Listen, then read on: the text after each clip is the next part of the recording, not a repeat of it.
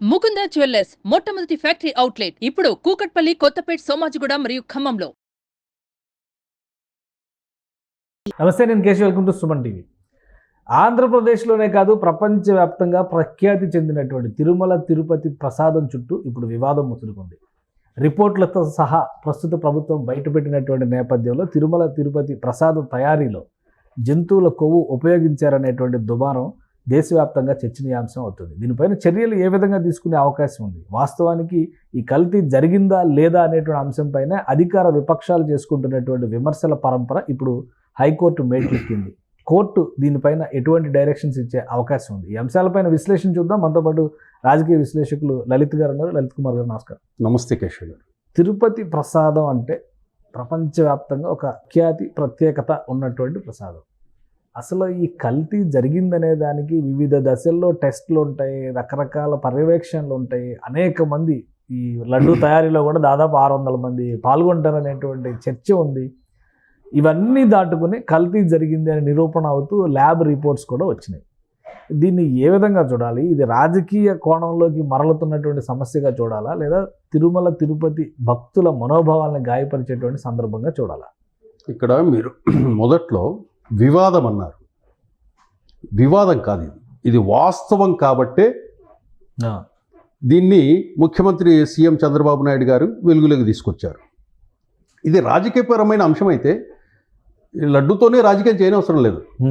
ఇదే జగన్మోహన్ రెడ్డి గత 5 సంవత్సరాల పరిపాలన విషయాల మీద, ఏ విషయం మీద తీసుకున్నా కూడా అది రాజకీయపరంగా వీళ్ళు విభేదించి దాని మీద ఫైట్ చేయొచ్చు. ఇప్పుడున్న ప్రభుత్వం ఈ లడ్డూను తీసుకోవాల్సిన అవసరము ఏ ప్రభుత్వానికి లేదు. మనం దాన్ని రాజకీయ కోణంలో చూడొద్దు.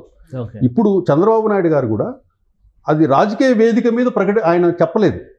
ఒక ప్రభుత్వ వేదిక, అది ప్రభుత్వ వేదిక మీద, అధికారపక్ష కూటమి వేదిక మీద ఆయన స్పష్టంగా క్లియర్గా ఇది జరిగింది అని చెప్పాడు. దానికి సంబంధించిన రిపోర్ట్స్ అవన్నీ కూడా వచ్చాయి. దీంతో ఎంటైర్ దేశంలో ఉండే భారత హిందూ సమాజం మొత్తం దుఃఖ సాగరంలో మునిగిపోయింది. ఈరోజు ప్రతి హిందూ ఇంట్లో వాళ్ళ దేవుని గదులను శుద్ధి చేసుకుంటున్నారు. పాప పరిహారం, పాపం మేము చేశామనే ఫీలింగ్ ప్రతి హిందువుకు కలిగి ఆ పాప పరిహార పూజలు ఎలా చేయాలని చెప్పేసి ఆ ప్రయత్నాల్లో కూడా ఉన్నారు. ఇక్కడ దీనికి కారణము 2019లో ఇదే హిందూ సమాజం మొత్తం వైఎస్ జగన్మోహన్ రెడ్డికి 151 సీట్లు ఇచ్చింది, అత్యధికంగా గెలిపించారు. మమ్మల్ని బాగా పరిపాలిస్తాడని గెలిపించారు. ఇప్పుడు ఇదే హిందూ సమాజం ఆ రోజు మేము ఓట్లేసి తప్పు చేశామా అనే భావనలో ఆంధ్రప్రదేశ్ హిందూ సమాజం బాధపడతాం. కానీ ఒకటి అంటే, రాజకీయాలకి తిరుమల తిరుపతి దేవస్థానం వేరుగా అంటే వేదిక కాకపోవచ్చు, కానీ ప్రతి అంశం రాజకీయం చుట్టూ నడిచేటువంటి ప్రతి అంశం తిరుమల తిరుపతి దేవస్థానం వైపు వెళుతున్నటువంటి పరిస్థితి ఉంది. 2019లో ఎలక్షన్స్లో మేజర్ క్యాంపెయిన్ పింక్ డైమండ్ ఎక్కడా, అధికారంలోకి వచ్చిన తర్వాత అప్పుడు ప్రభుత్వం కూడా పింక్ డైమండ్ మీద ఎంక్వైరీ చేస్తున్నాం అని చెప్పింది. అవును. సో అదేమైంది ఎవరికి తెలియదు. ఇప్పుడు ఈ ప్రభుత్వం మళ్ళీ అధికారంలోకి వచ్చిన తర్వాత నెయ్యిలో కల్తీ జరిగింది అని అంటున్నారు. 5 సంవత్సరాల పాటు 100 మంది పనిచేసేటువంటి చోట నెయ్యిలో కల్తీ జరిగితే ఎందుకు ఎవరూ పట్టుకోలేకపోయారు? రమణ దీక్షితులు గారు కూడా బయటకు వచ్చి ఆయన ఒక రకంగా శోకతప్త హృదయంతో స్టేట్మెంట్ ఇచ్చారు, నేను ఒంటరి పోరాటం చేశాను అని. అవును. ఇవి ఎంతవరకు నమ్మొచ్చు? ఇక్కడ ఏంటంటే, రమణ దీక్షితులు గారు గతంలో పింక్ డైమండ్ ఇష్యూ, ఆ తదిపర ఎందుకు చేశారు, దాన్ని చేయించిన వాళ్ళు ఎవరు, అది కోర్టు వ్యవహారంలోకి వెళ్ళింది, అవన్నీ అందరికీ తెలిసిందే. కొంచెం అప్పట్లో ఆ రమణ దీక్షితులు గారు వైఎస్ఆర్సీపీ వాళ్ళని కలవడము, తర్వాత ప్రెస్ మీట్లు పెట్టడము, అవును, వరుసగా చంద్రబాబు నాయుడు గారి మీద ఆరోపణలు చేయటం అన్నీ జరిగినాయి. వాస్తవంగా చంద్రబాబు నాయుడు గారికి చిత్తూరు జిల్లా వాసి, వాళ్ళ ఇంటి ఇలవేల్పు శ్రీ వెంకటేశ్వర స్వామి, తిరుమల అంటే కనుక ఆయనకు భయం కూడా, భక్తి కూడా. అటువంటిది ఇటువంటి తప్పుడు వ్యవహారాలు కానీ ఇతరత్ర ఏదైనా తన అధికారాన్ని దుర్వినియోగం చేయటం కానీ ఆయన ఎప్పుడు చేయాల. అతను అధికారంలో ఉన్నప్పుడు కూడా సతీ సమేతంగా, ముఖ్యమంత్రిగా ఉన్నప్పుడు సతీ సమేతంగా దర్శనానికి వెళ్ళినా వారి మిస్సెస్ భువనేశ్వరి గారిని మామూలు లైన్లో రమ్మని చెప్పేవాడు. ఆయనకు డైరెక్ట్గా దర్శన మార్గం నుంచి డైరెక్ట్గా ఉదకల్ దేవుని దగ్గర దర్శనం. వెళ్ళే ఉన్నా కూడా ఎప్పుడూ డైరెక్ట్గా వెళ్ళాలి ఆయన. మామూలుగా ఏదైనా విఐపికి ఎట్లయితే క్యూ లైన్ ఉంటుందో సాధారణ క్యూ లైన్ ఉంటుందో ఆ లైన్లో వెళ్ళేవాడు. తన కుటుంబ సభ్యులు ఏమైనా కూడా పక్క నుంచి రమ్మనేవాడు. అంటే అంత భయం వెంకటేశ్వర స్వామి అంటే, భక్తి కూడా. అటువంటిది చంద్రబాబు నాయుడు గారు పింక్ డైమండ్ను దేవుని తీసుకెళ్తారు అంటే కనుక అది ఆరోపణలు, దాని మీద ఆ విజ్ఞత రమదీక్షితులు గారికే తెలియాలి. కానీ ఈ 5 ఏళ్ల తర్వాత అధికారంలో ఉన్నటువంటి ప్రభుత్వం కూడా దాని మీద ఏం క్లారిటీ ఇవ్వలేదు. ఇప్పటికే తిరుపతి కోర్టులో అది ఉంది, దానికి ఆరోపణలు చేసిన వాళ్ళ మీద యాక్షన్ తీసుకునే రోజు దగ్గర ఉన్నట్లుంది అది. ఇక్కడ అప్పుడు అదే రమదీక్షితులు గారు పింక్ డైమండ్ అన్నారు, ఈ రోజు అదే రమదీక్షితులు గారు మహాపాపం అన్నారు. ఇంకో విషయం, రమదీక్షితులు గారు ఆయన స్పందిస్తూనే ఉన్నాడు. ఎవరైతే ధర్మారెడ్డి గారు, భూమన కరుణాకర్ రెడ్డి గారు, వైవి సుబ్బారెడ్డి గారు ఆ పాలక మండలి తీసుకునే నిర్ణయాల మీద ఈ 2019 నుంచి జరిగిన 5 సంవత్సరాలుగా కొన్ని సందర్భాల్లో ఆయన విభేదిస్తూ వచ్చాడు. అవును, అందుకే కదా ఆయన పక్కన పెట్టారు. విభేదిస్తూ వచ్చేసరికి అతను ఏం చేశారంటే అతను పక్కన పెట్టేస్తూ వచ్చారు. ఈరోజు అప్పుడు చెప్పిన రమదీక్షితులు గారు స్పందించినా కూడా ఎవరు యాక్షన్ తీసుకునేవాళ్ళు కాదు, ఎవరు పట్టించుకునేవాళ్ళు కాదు. ఇక్కడ రమదీక్షితులు గారు ఇప్పుడు వచ్చేసి జరిగింది మహాపాపం అని నేరుగా ఆయన చెప్పడం జరిగింది. ఈ 2 ఇష్యూస్ని వేరువేరుగా ఎలా చూడాలి? ఎందుకంటే పింక్ డైమండ్ ఇష్యూ ఇప్పుడు కోర్టు పరిధిలోకి వెళ్ళిపోయి ఉంది. ఈ ఇష్యూని కూడా వైసీపీ నాయకులు కోర్టు పరిధిలోకి తీసుకెళ్లారు. ఈ విమర్శలు చేయడం పైన చంద్రబాబు నాయుడు గారి పైన కోర్టు ఈరోజు హైకోర్టులో లంచ్ మోషన్ పిటిషన్ మూవ్ చేశారు. వచ్చే బుధవారానికి వాయిదా వేశారు. మళ్ళీ కోర్టు పరిధిలోకి వెళ్ళి ఇది ఎప్పుడు తేలుతుంది? అలానే ఈ 2 ఇష్యూస్కి ఉన్నటువంటి తేడా ఏంటి? మీరు ఫస్ట్ పింక్ డైమండ్ ఇష్యూలో దానికి ఎటువంటి ఎవిడెన్సెస్ లేవు, ఎక్కడ రికార్డు కాలేదు. పింక్ డైమండ్ అనేది ఒక మాట వదిలేరే తప్పితే రమదీక్షితులు గారు అది ఒక రికార్డు కానివ్వండి ఎక్కడైనా లేనట్లు అనేది మనకు రికార్డు లేదు. ఇక్కడ ఈ లడ్డూకు సంబంధించిన నెయ్యికి సంబంధించిన దాంట్లో రిపోర్ట్ ఉంది, మనకు ఎవిడెన్స్ ఉంది, టెస్టింగ్ రిపోర్ట్ అనేది. అది ప్రామాణికంగా తీసుకొనేసే చంద్రబాబు నాయుడు గారు ఈ విషయాన్ని వెలుగులో తీసుకొచ్చారు. ఇక్కడ మనం గమనించాల్సింది ఏంటంటే, ఇక్కడ మనకు ఫస్ట్ డౌట్ ఎక్కడ వస్తుందంటే, మనకు నెయ్యి ఇచ్చే తిరుమలకు నెయ్యి ఇచ్చే ప్రాంతాలు, ఆవు నెయ్యిని ప్రొడక్షన్ చేసే ప్రాంతాలు 5 ప్రాంతాలుగా ఉన్నాయి.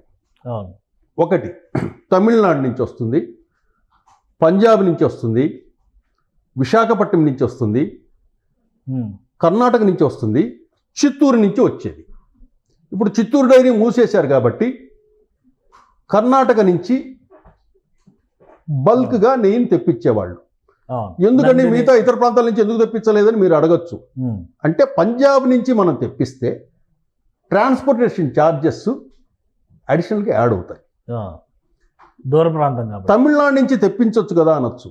తమిళనాడు నుంచి తిరుమలకు అవసరమయ్యే క్వాంటిటీని అక్కడ కంపెనీ ప్రోడక్ట్ అంత డెవలప్ చేయలేదు నెయ్యిని. అంటే సంవత్సరానికి విశాఖపట్నం కూడా అంత క్వాంటిటీని డెవలప్ చేయలేదు.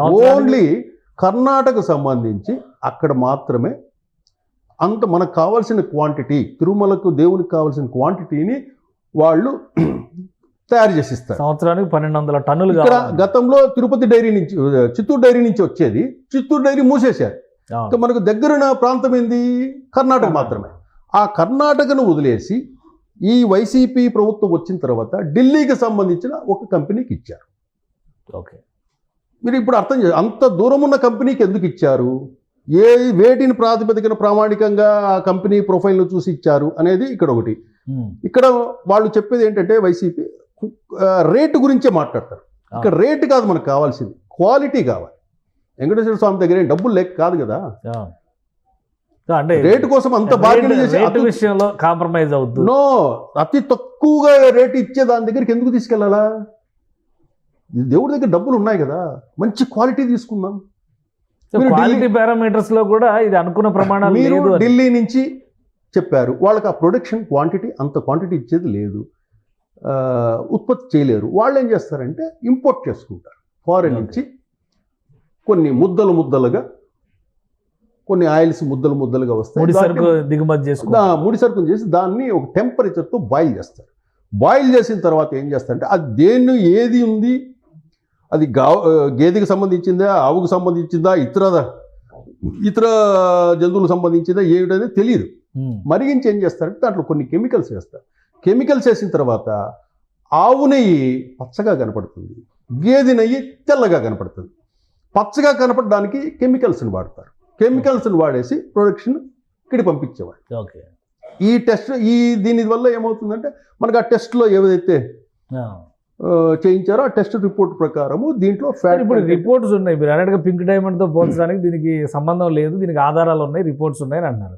రిపోర్ట్స్ ఉంటే చర్యలు ఎవరి మీద తీసుకోవాలి, చర్యలు తీసుకోవడానికి అసలు ఎంతవరకు అవకాశం ఉంది? పవన్ కళ్యాణ్ గారు ఈరోజు రియాక్ట్ అయ్యారు. దేశవ్యాప్తంగా హిందూ ఆలయాలకు సంబంధించి పరిరక్షణ విషయంలో జాగ్రత్తలు తీసుకోవాల్సినటువంటి ఒక అలార్మింగ్ సిచ్యుయేషన్ ఇది. తిరుమల దేవస్థానంలోనే ఇలాంటి దురాగతాలు జరిగినప్పుడు మిగతా చోట్ల ఎలాంటివి జరుగుతున్నాయి, దీనిపైన కేంద్రం దృష్టి పెట్టాలన్నారు. దృష్టి పెట్టాలి. ఇక్కడ ఎవరి మీద చర్యలు తీసుకుంటారు? ఇక్కడ ఎవరి మీద ఈ కేసులో అప్పుడు పాలక మండలి నిర్ణయము, అప్పటి చైర్మన్లు ఎవరైతే ఉన్నారో ఆ హయాంలో, ప్లస్ దానికి అధికారికంగా అప్రూవ్ చేసి దాన్ని ఆ టెండర్ని యాక్సెప్ట్ చేసేసి దానికి బిల్ రిలీజ్ చేసి ఎవరైతే ఉన్నారో వాళ్ళ మీద కఠినంగా చర్యలు తీసుకోవాలి. ప్రభుత్వం కూడా బాధ్యత వహించాల్సి ఉంటుంది. ఇక్కడ నార్త్ ఇండియాలో సారీ బాలాజీ అంటే బాలాజీ అంటారు నార్త్ సైడ్ వాళ్ళు ఎంత మనోవేదన చదువుతున్నారంటే, నిజంగా మనకు తిరుపతి అంటే మనం దగ్గరగా ఉంటాం కాబట్టి కొంచెం భక్తిభావం ఉంటారు, వాళ్ళు దూరంగా ఉంటారు కదా, అమితమైన భక్తిభావం. తిరుపతి దర్శనం కోసం ఎంతైనా ఖర్చు పెట్టి దర్శనం కావాలని కోరుకునే వాళ్ళు నార్త్ ఇండియన్ చాలామంది ఉన్నారు. అటువంటిది తిరుపతి ప్రసాదం అంటే ఎంత పవిత్రంగా చూస్తారంటే, నాకు తెలిసి తిరుపతిలో కానీ మన ఆంధ్రప్రదేశ్లో కానీ ప్రముఖులు ఎవరైనా, ఇతరులను ఎవరైనా దగ్గర బంధువులు కానీ లేకపోతే వ్యాపారస్తులు కానీ ఇంకొకరి ఆఫీసర్స్ని ఎవరిని కలవాలన్నా కూడా తిరుపతి ప్రసాదం తీసుకెళ్ళి ఇచ్చేవాళ్ళు. అంత రెప్యుటేషన్. ప్రసాదం ₹1 కోటి బిల్లు, 5 కోట్ల రూపాయల బిల్లు మనకు రావాలంటే ఆ అధికారిని కలిసి, సార్ ఇది తిరుపతి ప్రసాదం సార్, తిరుమల ప్రసాదం సార్ అని చెప్పించి, అంటే 5 కోట్లు 10 కోట్ల రూపాయల బిల్లులు కూడా ఈ ప్రసాదంతో క్లియర్ అయ్యే పరిస్థితి. అంత పవర్ఫుల్ ఆ లడ్డుకి. ఈ లడ్డూలో ఈ విధంగా జరిగిందంటేనే హిందూ సమాజం మొత్తం కూడా కన్నీరు పెడుతోంది. ఏమడుగుతుంది తెలుసా హిందూ సమాజం? విజయమ్మ నీ బిడ్డ ఏం చేశాడో చూడమ్మా అంటోంది హిందూ సమాజం. విజయమ్మ కూడా ఇప్పుడు బిడ్డతో లేనట్టు పరిస్థితి. నో ఇక్కడ ఏంటంటే వైఎస్ కుటుంబం గతంలో వైఎస్ రాజశేఖర రెడ్డి గారు 2 కొండలు 3 కొండలోనే వ్యాఖ్యలు చేశారనేది తెలిసింది. తర్వాత మనం జగన్మోహన్ రెడ్డిని 151 సీట్లు ఇచ్చి గెలిపించామే. జగన్మోహన్ రెడ్డి ఇలా చేశాడా? జగన్మోహన్ రెడ్డికి హిందువులంటే ఎందుకు ఇంత ద్వేషం? హిందూ మతం అంటే ఎందుకు ఇంత ద్వేషం? కానీ ఒక విషయం, వైఎస్ఆర్సీపీ నాయకులు చెప్తున్నటువంటి వాదన ప్రకారం చూస్తే వైవి సుబ్బారెడ్డి గారు కుటుంబంతో సహా ప్రమాణం చేస్తానికి రెడీగా ఉన్నాను అన్నారు. అసలు ఎలాంటి తప్పు జరగలేదు అనేటువంటి మాట చెప్తున్నారు. ఎందుకు వాళ్ళ వాదన ఎందుకు నమ్మకూడదు? అలానే ఇప్పుడు ఇచ్చినటువంటి నెయ్యి విషయంలో కూడా ఆ గవర్నమెంట్ ప్రొక్యూర్ చేసినటువంటి నెయ్యి కాదా అని మాకు సందేహాలు ఉన్నాయి. నాణ్యత ప్రమాణాల విషయంలో, ఎందుకంటే ఇది జూలై 23వ తారీఖు రిపోర్ట్ వచ్చింది, జూలై 7వ తారీఖు అనుకుంటే దానికి సంబంధించిన శాంపిల్స్ని ఇచ్చారు. ఇది ఎంతవరకు నమ్మొచ్చు? ఇది కావాలని మా మీద దురుద్దేశంతో ఏంటంటే చర్య అంటున్నారు. నో ఇక్కడ నెయ్యి ఎట్లా పర్చేజ్ చేస్తారంటే, ఏదో 1 లారీనో 1/2 లారీనో 1/4 కేజీ కిలో అట్లా పర్చేజ్ చేయరు. బల్క్గా పర్చేజ్ చేసేసి అక్కడ నెయ్యిని పెట్టే ట్యాంక్ వ్యవస్థ ఉంది. ఈ ట్యాంకు వ్యవస్థని అన్లోడ్ చేసి కర్ణాటక వాళ్ళే దాన్ని సెట్ చేశారు. కర్ణాటక నుంచి వచ్చిన నెయ్యిని ఆ ట్యాంక్స్ ఫిల్ చేస్తారు. ఓకే. ఆ ఫిల్ చేసిన తర్వాత మన గవర్నమెంట్ వచ్చి 3 నెలలు అవుతుంది అంతే. అంతకు ముందు కూడా ఆర్డర్ చేసి ఉంటారు. అది ఎప్పుడు అంటే ఎప్పుడు కూడా అడ్వాన్స్లో ఉంచుకుంటారు. నెయ్యిని ఎప్పుడు కూడా అడ్వాన్స్లో ఉంచుకుంటారు. అది పూర్తిగా అయిపోయేంత వరకు ఉంచరు. ఒక ట్యాంక్ అవుతూనే 4 ట్యాంకులు రెడీగా ఉంటాయి. ఇమ్మీడియట్గా ఇంకొక 4 ట్యాంకులను తెప్పించేసి అన్లోడ్ చేయించుకునేసి స్టాక్ ఉంచుకుంటారు. ఇప్పుడు మన గవర్నమెంట్ వచ్చి కూడా 3 నెలలే కదా, 100 రోజులు అవుతుంది. అప్పటికి 2 నెలలే, అప్పటికి 2 నెలలే. అప్పుడు వాళ్ళకు అక్కడ సిబ్బందికి అక్కడ ఎన్నో సంవత్సరాలుగా ఇట్లా స్మెల్ చూస్తేనే చెప్పగలిగే. కూడా ఈవో శ్యామలరావు గారు వెళ్ళిన తర్వాత ఈ అనుమానాలు నాణ్యత విషయంలో కల్తీ జరుగుతుందనేటువంటి ఉండటం వలన ఆయనే ఇనిషియేషన్ తీసుకు. ఎందుకంటే జూలై 12వ తేదీన శాంపిల్ టెస్ట్కి కలెక్షన్ చేసి పంపించారు. జూలై 11, 12 తేదీల్లోనే కొత్త ప్రభుత్వం కొలువుదీరింది. అప్పటికి ఇంకా ప్రభుత్వం కూడా అధికారంలోకి అవును. ప్రమాణ స్వీకారం ఇంకా చేసినట్టు లేదు. అదే దాదాపు ఆ 1-2 రోజులు అటు ఇటుగా చేశారు. కాబట్టి ఇది ప్రభుత్వం వైపు నుంచి తీసుకున్న ఇనిషియేషన్గా చూడాలా, టీటీడీ ఈఓగా బాధ్యతలు తీసుకున్నటువంటి శ్యామలరావు గారు అక్కడ వస్తున్న ఫిర్యాదులకి అనుగుణంగా రెస్పాండ్ అయి తీసినటువంటి చర్యగా చూడాలి. అక్కడ ఏంటంటే తిరుమలలో ప్రతిదీ పిన్ టు పిన్ అక్కడ పనిచేసే వ్యక్తులకి, స్వామీజీలకు అన్నీ అందరికీ తెలుసు. కానీ వాళ్ళు బహిర్గతంగా చెప్పలేరు. ఎప్పుడైతే శ్యామలరావు గారు అధికారులు ప్రభుత్వం మారిన తర్వాత వచ్చారో అక్కడ జరిగిన ఏమేమి అక్రమాలు జరిగాయి, ఏంటేం జరిగాయి అని చెప్పేసి ఇన్ఫర్మేషన్ మొత్తం శ్యామలరావు గారికి ఇచ్చారు. శ్యామలరావు గారు ప్రభుత్వం ఇది లేకుండా ఏది మాట్లాడకూడదు, ఎందుకంటే అది సెన్సిటివ్ ఇష్యూ. ఏది కూడా గవర్నమెంట్కి ఇచ్చి ఉండొచ్చు. అక్కడ పోర్టులో పనిచేసేవాళ్ళు, ఎందుకంటే ఆ పోర్టులో పనిచేసేవాళ్ళు జస్ట్ ఆయిల్ నెయ్యిని చూస్తేనే అది ఒరిజినల్ డూప్లికేట్ చెప్పగలుగుతారు. ఎందుకంటే కొన్ని సంవత్సరాలుగా ఆ స్మెల్ను వాళ్ళు చూసిన వాళ్ళు, అది పట్టుకుంటూనే ఆ జిగటగా ఎలా ఉంటుంది ఏంటి అనేది వాళ్ళు చెప్పగలుగుతారు. వాళ్ళకి ఏదైనా డౌట్ ఉన్నప్పుడు వాళ్ళు కూడా ఎక్స్ప్రెస్ చేయలేడు. ప్రభుత్వం మారింది కాబట్టి ఇక్కడ ఈ ఇష్యూ ఇలా జరుగుతుందని చెప్పి శ్యామలరావు గారి దృష్టికి తీసుకెళ్లటము, శ్యామలరావు గారు సీఎంఓ దృష్టికి తీసుకెళ్లి ఇన్ఫర్మేషన్ ఇవ్వటం. అందుకే ఆయన శ్యామలరావు గారు మాట్లాడారు. ఒక ముఖ్యమంత్రిగా ఆయన ఆ డౌట్ని ఎక్స్ప్రెస్ చేశారు. ఇప్పుడు టెస్ట్కి పంపించారు. సెంట్రల్ గవర్నమెంట్ ఇన్వాల్వ్ అవుతుందా, దీనిపైన రియాక్ట్ అవుతుందా?